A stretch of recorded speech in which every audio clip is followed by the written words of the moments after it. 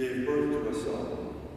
Her neighbors and relatives heard that the Lord had shown his great mercy toward her, and they rejoiced with her. When they came on the 8th day to circumcise the child, they were going to call him Zechariah after his father. But his mother said in reply, "No, he will be called John." But they answered her, "There is no one among your relatives who has this name." So they made signs, asking his father what he wished him to be called. He asked for a tablet and wrote, "John is his name," and all were amazed. Immediately his mouth was opened, his tongue freed, and he spoke, blessing God. Then fear came upon all their neighbors, and all these matters were discussed throughout the hill country of Judea. All who heard these things took them to heart, saying, "What then will this child be? For surely the hand of the Lord is with him." The Gospel of the Lord. Praise to you, Lord Jesus.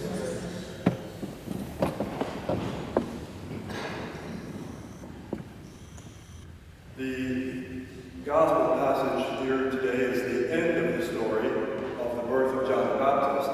So just to remind you of the first part of the story, which parallels the Annunciation which we heard about last Sunday and Saturday morning as well. When the angel came to Zechariah, who was a priest in the temple, it was his time to be doing the incense in the temple, an angel came and told him that his wife, Elizabeth, who was barren, unable to have children, never had children, was going to have a child.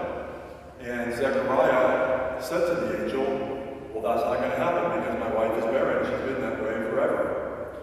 So because Zechariah did not, if you will, trust the angel, or did not simply accept the message as Mary did in the parallel story by saying, "Let it be done to me according to your word," Zechariah says, "I don't think that's going to happen." And so he was struck mute. He was unable to speak. Now, during the time of John's development in the womb, Zechariah was without the ability to speak. And here, after the angel had told him that he would name the child John, he decides to believe the angel, if you will, or do what the angel asks. And having done so, his voice is restored.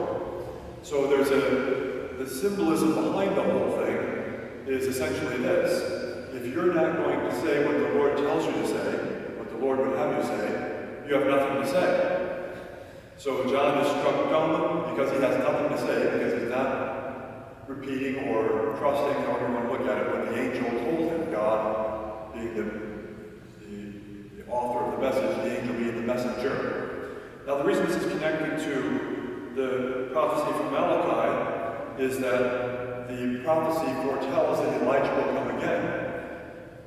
The book of Malachi, just for a little background, is one of the latest of the prophetic books. It's a very small book, and it has a lot of language that has to do with the priesthood, the Levitical priesthood, the Jewish priesthood, and how the priests are not offering pure sacrifices, they're not doing what they're supposed to be doing. And the prophet Malachi promises that when the time comes, when the Savior comes, a pure sacrifice will be offered from east to west across the world. And the early Christians recognized that that sacrifice, prophesied by Malachi, would be the sacrifice of the Lord.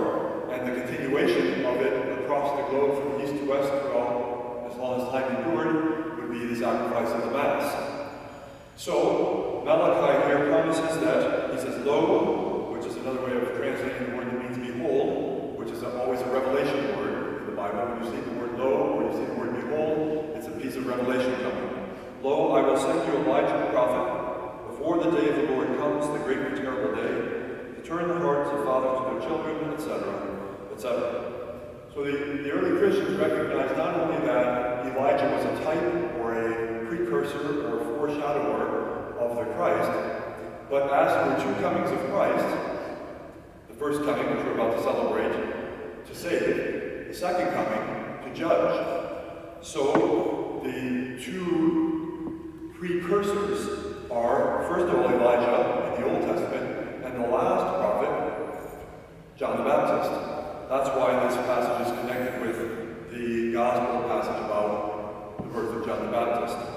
So the two precursors, Elijah, the great Old Testament prophet, who was taken up to heaven in a whirlwind, was promised to come again, not himself, but the type, if you will. John the Baptist now is the new Elijah. So as Christ is the new Moses, we could say, or Christ is the new Adam, so John the Baptist is the new Elijah, but Christ is the